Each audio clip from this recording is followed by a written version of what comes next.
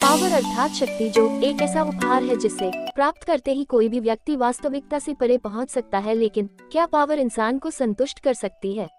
इस तथ्य को समझने के लिए चलते हैं एक खूबसूरत कहानी की ओर, जिसका नाम है पावर कार। पावर शहर से दूर एक छोटा सा गांव था। माना जाता है कि उस गांव में कभी एलियंस राज किया करते थे, लेकिन हजारों वर्ष पूर्व पृथ्वी में मची उथल पुथल ने उन्हें दूसरे ग्रह जाने पर मजबूर कर दिया और तब से यहाँ निरंतर जनजातियों का विकास होता रहा। और आज इस गांव के लोग शहर की चमक दमक से दूर बड़े मजे से प्राकृतिक वातावरण में अपना जीवन व्यतीत कर रहे थे। इसी गांव में आर्यन नाम का एक लड़का अपने दादा दादी के साथ रहता था। आर्यन बचपन से ही पैरों से चल पाने में असमर्थ था। कहीं आने जाने के लिए उसे बैसाखी के सहारे की जरूरत पड़ती थी। आर्यन के माता पिता बचपन में ही गुजर गए थे, तभी से उसके दादा दादी ही उसका एकमात्र सहारा है। आर्यन अपने घर में बैठे हुए दुनिया भर घूमने का सपना देखा करता था। वह अक्सर सोचा करता कि अगर उसके पास पैर होते तो वह दुनिया भर की अच्छी अच्छी जगह घूम पाता। आर्यन के दादा लकड़ी के कारीगर थे, वह तरह तरह की मूर्तियां बनाया करते थे।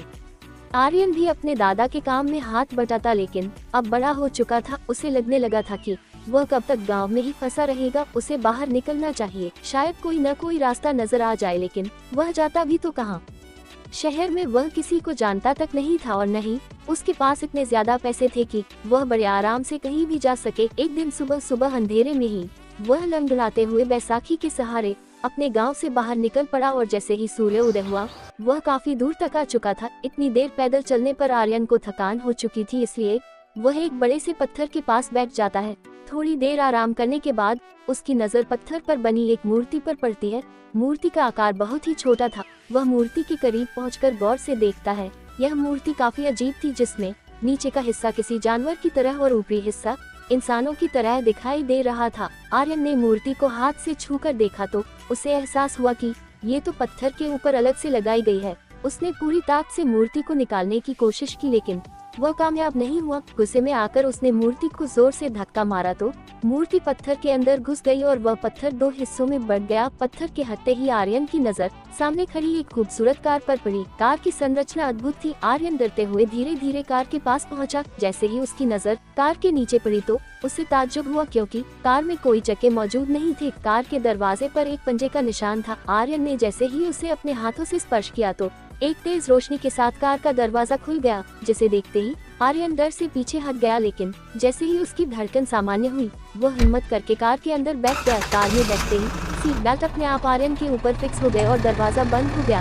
आर्यन को समझ में ही नहीं आ रहा था कि वह इस कार को चलाएगा कैसे, जिसमें न ही टायर है और न स्टीयरिंग। लेकिन कुछ देर बाद उसके सामने पूरी दुनिया का नक्शा दिखाई देने लगा। आर्यन ने जैसे ही उस नक्शे पर एक स्थान चुना, अचानक गाड़ी अपने आप आसमान में उड़ने लगी और कुछ ही सेकंड के अंदर रोशनी से भी तेज गति से उसी जगह पहुंच गई जिसे आर्यन ने चुना था। चारों तरफ समुद्र की लहरें और उसके ऊपर आर्यन की पावर कार हवा में तैर रही थी। आर्यन उड़ती हुई कार में बैठकर घबरा गया। वह मदद के लिए जोर जोर से आवाज लगाने लगा। तभी उसे कार के अंदर एक आवाज सुनाई दी, जिसमें उसे संकेत दिया गया कि ये कार उसकी इच्छा के अनुसार कहीं भी जा सकती है, बस उसे स्क्रीन पर देख रहे नक्शे को टच करना होगा। ये बात सुनते ही आर्यन की खुशी का ठिकाना न रहा। वह अगले ही पल नक्शे में अपनी गांव की लोकेशन डालकर पहुंच गया। गांव के सभी लोग आर्यन की कार देखकर दंग रह गए। हालांकि गांव के लोगों को तकनीकी चीजों की ज्यादा जानकारी नहीं थी, इसलिए उन्होंने कार को शहर का कोई उड़ने वाला खिलौना समझा। अब आर्यन दुनिया की हर जगह घूमना चाहता था। उसे पावर मिल चुकी थी। वह बिना किसी रोक टोक के अपनी मनमर्जी की जगह घूमने लगा। देखते ही देखते उसने दुनिया भर के नक्शे को छान मारा, लेकिन लगातार घूमते रहने से उसे उस कार में बोरियत लगने लगी। उसे समझ में ही नहीं आ रहा था कि उसके पास दुनिया की सबसे बेहतरीन कार है, फिर भी उसकी खुशी बढ़ने की वजह कम होती जा रही है।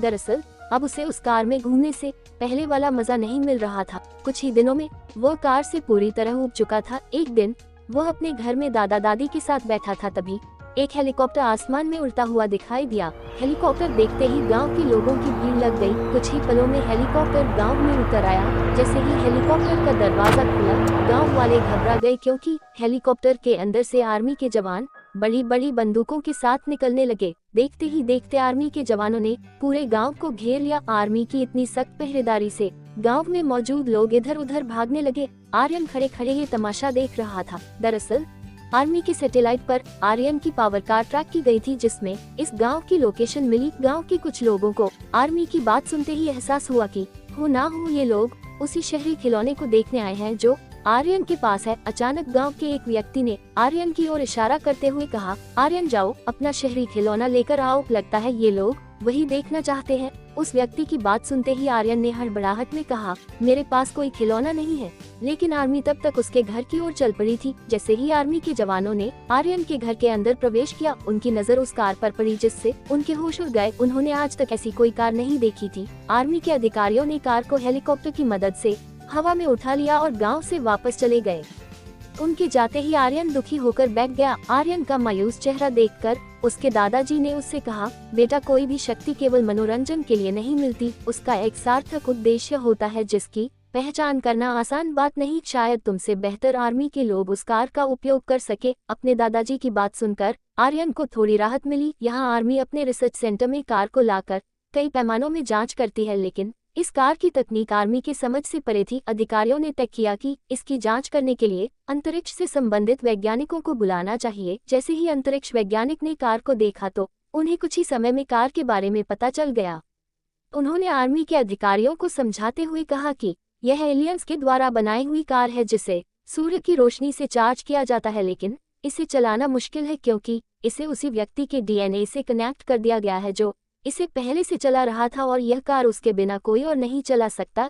इस रहस्य के पता चलते ही आर्मी ने आर्यन को लेने के लिए एक दल भेजा। पहले तो आर्यन आने को तैयार नहीं था, लेकिन जब उसके दादा ने उसे समझाया तो वह आर्मी वालों के साथ आने को तैयार हो गया। आर्यन लंगड़ाते हुए पावर कार के नजदीक पहुंचा तो वह अपने आप स्टॉप हो गई, जिसे देखकर सभी दंग रह गए। आर्यन ने कार की सभी खूबियां आर्मी के सामने रख दी। आर्मी को समझ में आ चुका था कि उनके पास एक भी ऐसा वाहन नहीं है जो इतनी तेजी से गति कर सके। वैज्ञानिकों की सलाह पर आर्यन को पावर कार का आधिकारिक चालक बनाया गया, साथ ही उसे आर्मी की तरफ से पायलट का दर्जा दिया गया। बस फिर क्या था, शुरू हो चुका था आर्यन का मुश्किलों से भरा रोमांचक सफर, जिसमें उसने आर्मी के साथ कंधे से कंधा मिलाकर देश की रक्षा करना सीख लिया और अब आर्यन की जिंदगी में फिर से खुशियों की बहार छाने लगी। आर्यन की नई जिंदगी की शुरुआत होते ही कार की कहानी खत्म हो जाती है। कहानी अगर अच्छा लगा हो तो हमारे चैनल से जुड़ें और ऐसे ही मज़ेदार कहानियों का आनंद लेने के लिए हमारे चैनल को